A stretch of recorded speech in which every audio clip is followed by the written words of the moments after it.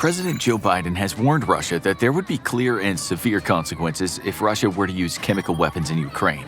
But what if that thin red line was crossed? What if the US and Russia were to go to war over Ukraine? 2 hours before war.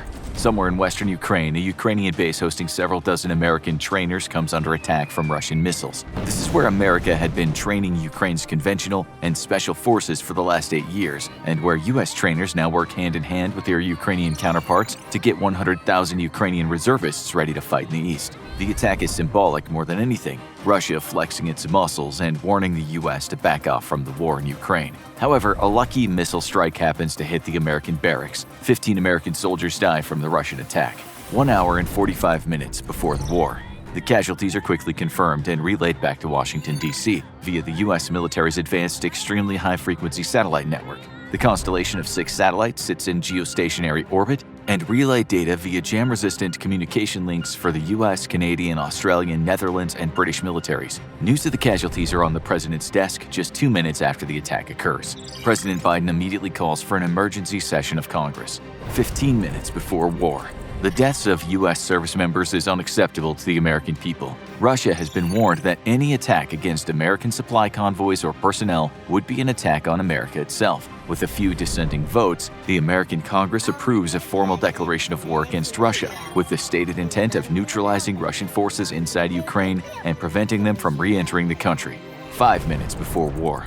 Addressing the world and the nation via the White House Oval Office, President Joe Biden announces a declaration of war by the United States of America against the Russian Federation. He makes it clear that the military objectives of this war are to neutralize Russian forces in Ukraine and liberate the eastern occupied regions. U.S. ground forces will not be entering into Russia itself. This is an attempt to limit the escalation of hostilities and prevent an immediate escalation to nuclear conflict. As the president is delivering his remarks, the United States military is already on the move.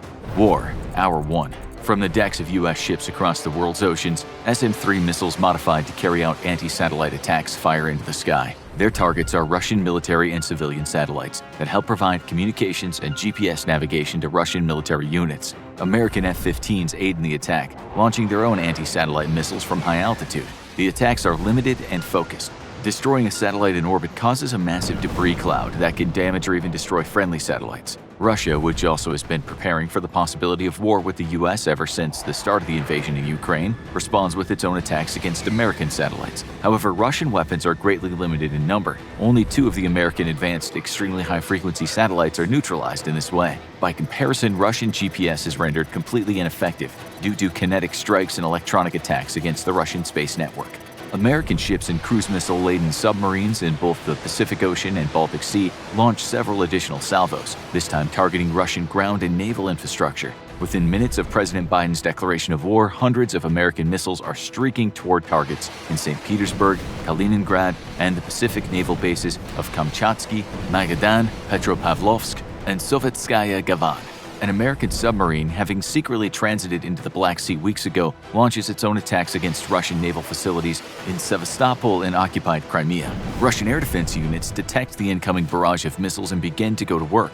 S-400 and older S-300 units track the incoming missiles. American cruise missiles are subsonic and easy prey for advanced air defenses, and Russia boasts some of the best in the world. However, this first salvo is immense, and while dozens of American cruise missiles are destroyed, some manage to slip through the blistering barrage of air defenses to hit their targets. Air defense radars are primary targets for the U.S. Navy, but Russia has defended these well, knowing that the U.S. retains the advantage in the air. Only a few U.S. missiles find their mark, punching holes in the Russian air defense network of Kaliningrad, where most of the strikes have been focused. In the Pacific theater, more U.S. missiles find their targets, given the thinner air defenses there. With the war in Ukraine going poorly for Russia, critical air defense units have been stripped from Russia's less important Pacific theater to bolster its defenses in the east. Most of the Russian ports in the Pacific are rendered unusable. The Russian Navy has a fraction of the capabilities of the U.S. Navy, and its ships are being kept close to home, where they can enjoy the cover of air and ground-based defenses. However, some Russian submarines are on the prowl in the Atlantic and Pacific, and the hunt for these Russian infiltrators is on.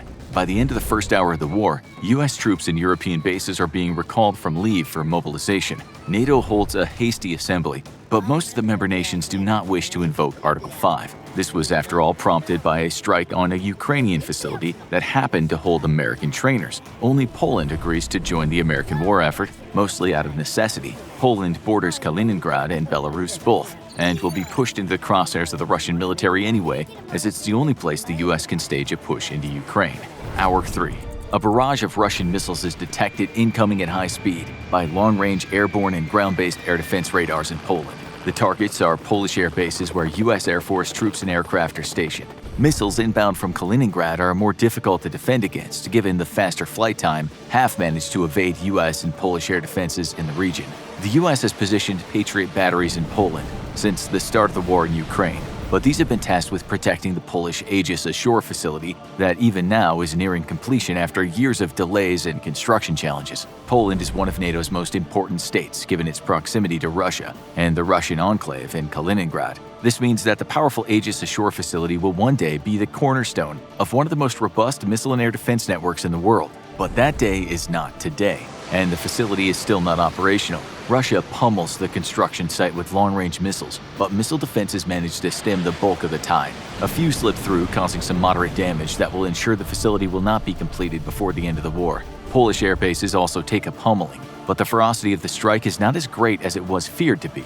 That's because Russia has exhausted many of its precision weapons in the fight against Ukraine, and crippling sanctions have made resupply impossible. Russia produces almost none of the sophisticated electronics its advanced missiles need, and what started as a massive stockpile of thousands of missiles has been severely reduced. Any that remain will be needed to counter U.S. forces inside Ukraine itself. Hour 8. Aircraft from across U.S. air bases both at home and abroad take to the sky. They're moving to European airfields from where they'll be able to support the offensive against Russian forces on the ground. America's vast fleet of 650 tanker aircraft, the largest in the world, flies orbits around the Atlantic Ocean, allowing shorter-range F-15s and F-16s to make the transit to Europe from the homeland.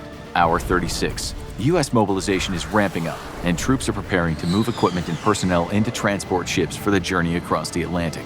The largest airlift campaign in the world is already in full swing, with American cargo planes ferrying troops and heavy vehicles to Europe. However, even America's impressive logistics fleet is simply not enough to move large enough quantities of equipment for an offensive. For now, Ukraine is on its own, and Russia is pouring all available manpower into the conflict before the U.S. arrives. Hour 40.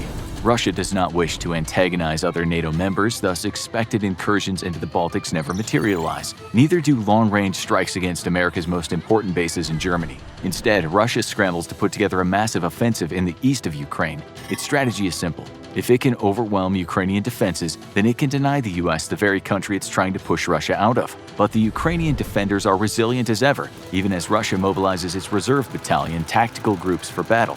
This will put tens of thousands of additional troops in the east of Ukraine in the next few days, overwhelming the defenders. Meanwhile, inside Russia, an emergency draft is instituted. Hour 42. Hastily prepped for their missions, American B-2 bombers have been flying from home bases in the continental U.S. for the last 17 hours. Now, the stealthy planes have penetrated deep inside Russian air defense zones and unleashed their cargo on Russian radar and communication hubs inside of Kaliningrad. The goal is to shut down the military enclave's ability to defend itself from air attack, and thus pin massive contingents of Russian forces down, preventing them from launching an offensive into Poland. 2 B-2s are lost in the attack, but the damage to Russian communications and air defense infrastructure is significant and greatly expands gaps in air defense coverage. The U.S. Navy takes advantage of these gaps by launching additional missile strikes, supplemented by strike aircraft from carriers in the Mediterranean and ready forces stationed across Europe. The U.S. Suppression of Enemy Air Defenses, or SEAD mission, is slowly but steadily stripping away Russian air defenses inside the military enclave. Russian fighters alone are no match for American planes with superior sensors, electronics, and weapons, but working in conjunction with very robust air defenses, they become a serious threat. Dozens of aircraft are destroyed on both sides of the conflict, as Russia tries to keep its air defenses online and deny the U.S. and Polish the skies. Hour 60.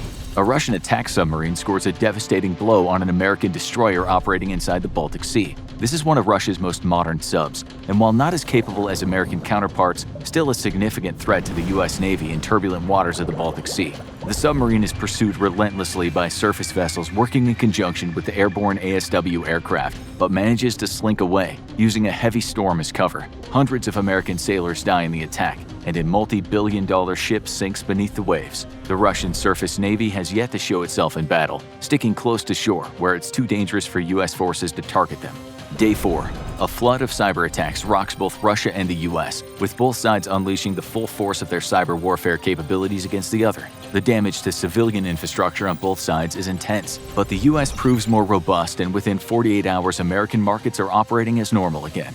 Day 6. The war over Kaliningrad has reduced Russia's local air defenses to small bubbles of protection, but at the cost of many American aircraft. The enclave, however, is now being mercilessly pummeled from the air as American B-52s launch punishing sorties from their home bases in the United States. Supply and logistic hubs are being set up inside Europe to allow the big planes to be closer to the action, and thus fly more sorties. But for now, the planes must make the day-and-a-half round trip to strike their targets and return home, slowing down the pace of the offensive. However, the vast amount of firepower each plane brings to the fight is devastating for Russian forces. With ground-based air defenses severely attrited by the air and missile strikes, American and Polish fighters can now fly air superiority missions over Kaliningrad, daring Russian MiGs to rise up and meet them. As shown in Ukraine, the Russian Air Force is not nearly as capable as once believed, though it is still very numerous. The US has many times more planes, but for now they're not in Europe, bringing a numbers parity to both sides. US and Polish forces, however, have the advantage with superior sensors, while Russia has the advantage in maneuverability and thrust-to-weight ratio, making their planes deadly in dogfights. Unfortunately for Russia, the age of the dogfight is gone, and most engagements are carried out from beyond visual range. Scores of aircraft are downed in the fiercest air battle since World War II, with the losses heavily on the Russian side. By the end of the first week of fighting, Kaliningrad is under serious threat from the air, but the United States has expended vast amounts of munitions in the attacks and must pause air operations to give time for rearming and refitting. For a few days, all is eerily quiet over the skies that were recently roaring with the sound of dueling jet fighters. Week 2. At the start of the second week of fighting, U.S. forces have begun to amass in Europe in significant numbers. It'll still take time for them to prepare for battle, and even America's vast logistics fleet will take months to ferry the U.S.'s firepower to Europe. However, smaller and more mobile forces have already begun the trip to Ukraine, and a large number of attack helicopters are being amassed to repel the Russian ground assault in the Donbas region. They're simply waiting for the refitting of the U.S. Air Force so it can provide the needed air cover. New Russian battalion tactical groups have entered Ukraine after being hastily prepared for combat. However, the hasty preparations have wreaked havoc on Russian supply chains, which have already been struggling even before the broadening of the war. Now Russian vehicles and personnel find themselves stalled out in massive convoys reminiscent of Russia's failed push to Kyiv. U.S. aircraft take the opportunity presented to them, but only the F-35 can penetrate dangerous skies still not secured by proper seat operations. Forced to carry weapons internally, the F-35s are very limited in firepower, and the attacks do little real damage to the massive formations of enemy troops. However, they are a massive morale boost to the beleaguered Ukrainian defenders who have been dreaming of the day U.S. air power would come to their aid.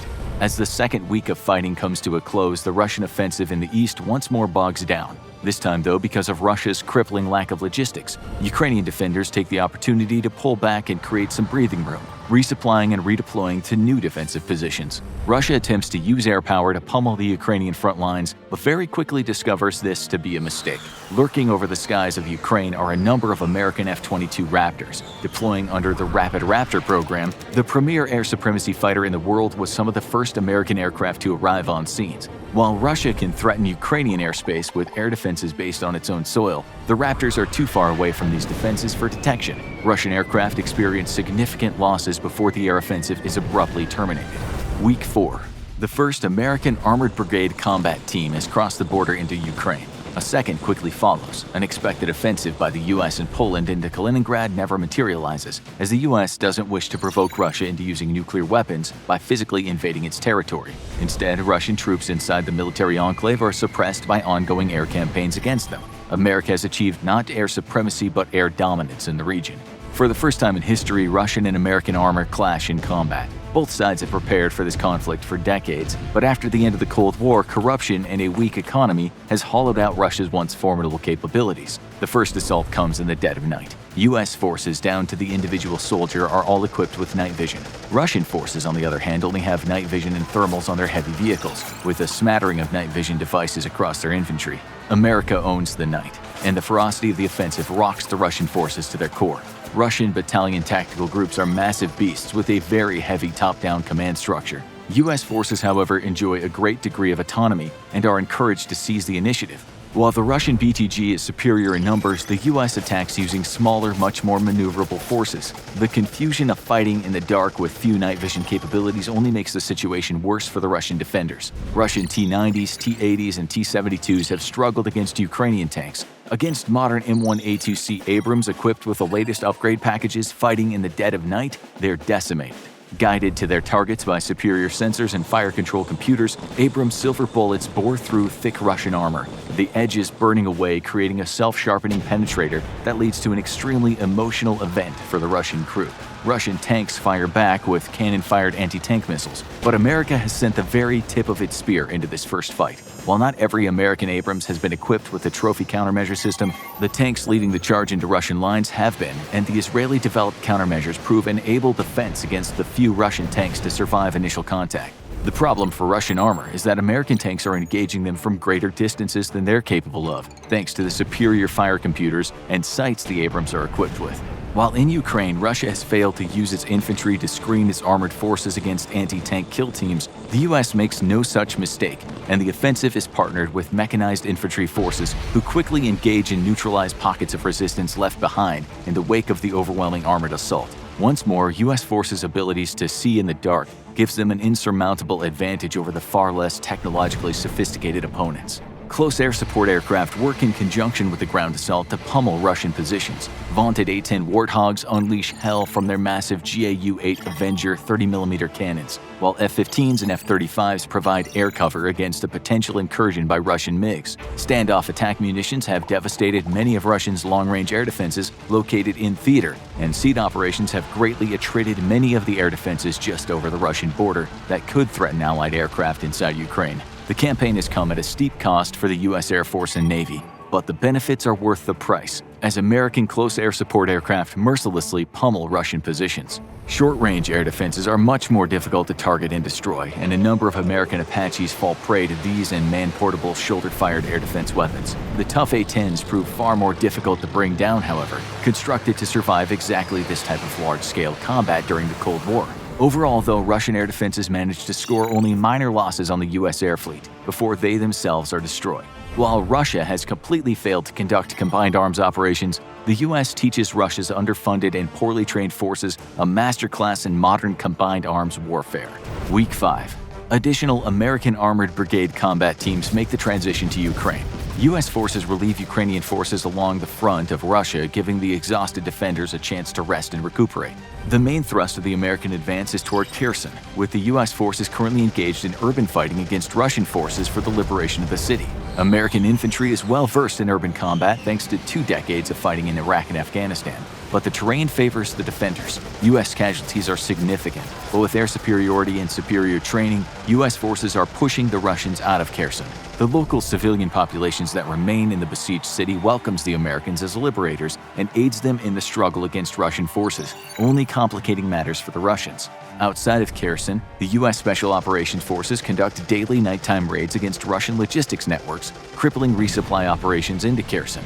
The advantage U.S. troops enjoy during nighttime gives them the significant edge over the Russians, as does the fact that the local civilians throw their full support behind the Americans. Along the Polish-Kaliningrad border, skirmishes are common, but there's no full-scale fighting. Polish forces have created a massive defense front in order to keep Russians from encroaching into Poland. But by now, U.S. and Polish air forces have completely destroyed Russia's air defense networks in the military enclave. Any Russian forces that would threaten Poland come under immediate attack.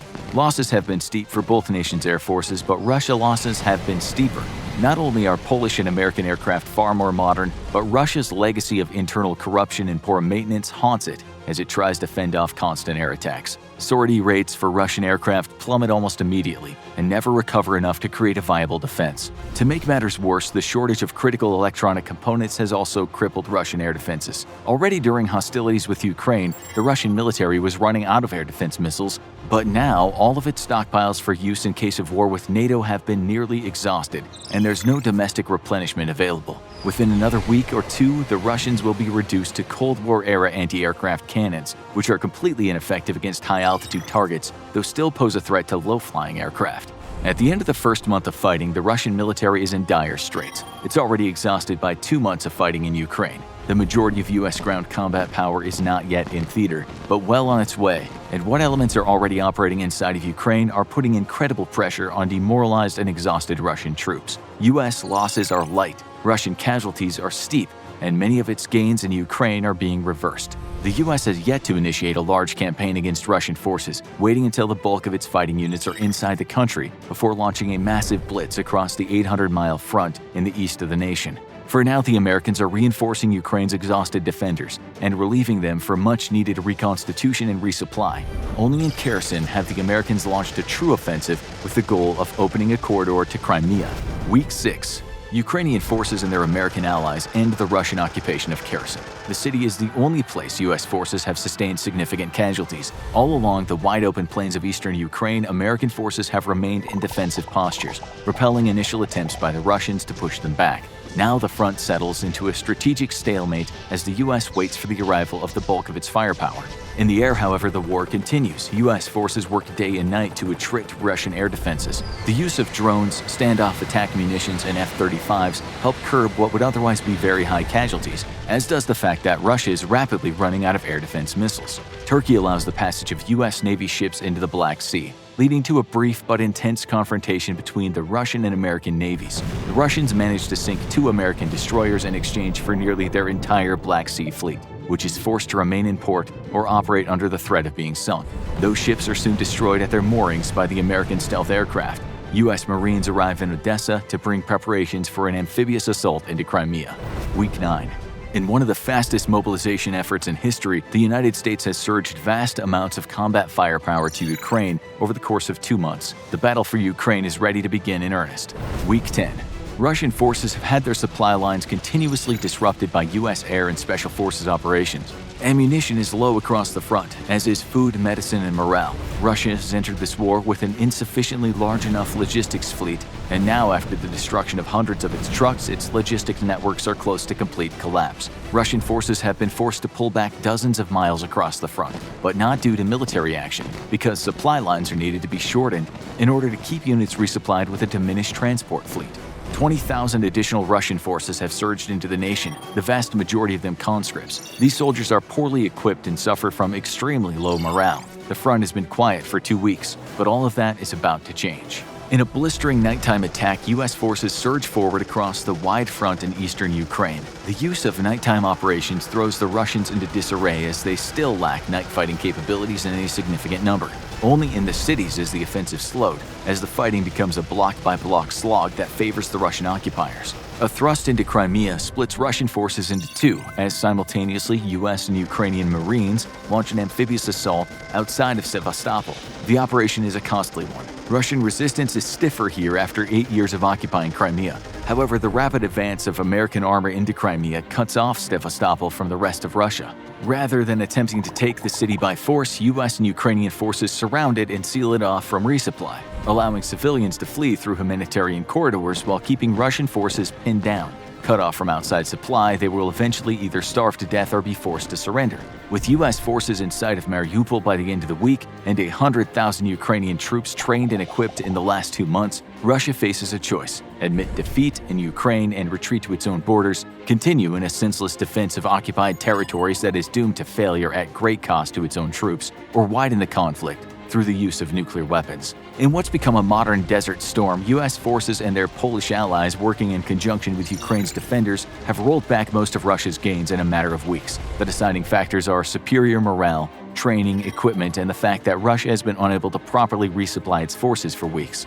But victory hasn't come without a cost to the U.S. and Poland. Thousands are dead and wounded, and the loss in aircraft is significant. Stockpiles of air defenses and ground attack missiles have also been greatly depleted. Replenishment will take years and leave the U.S. military vulnerable to any sudden aggression by China in the Pacific. One of America's greatest modern weaknesses is the lack of a robust industrial mobilization capability, leaving it to resupply losses in missiles and equipment through a slow, steady trickle that will take the better part of a decade. Now get ready for the end with World War III hour by hour, or click this other video instead.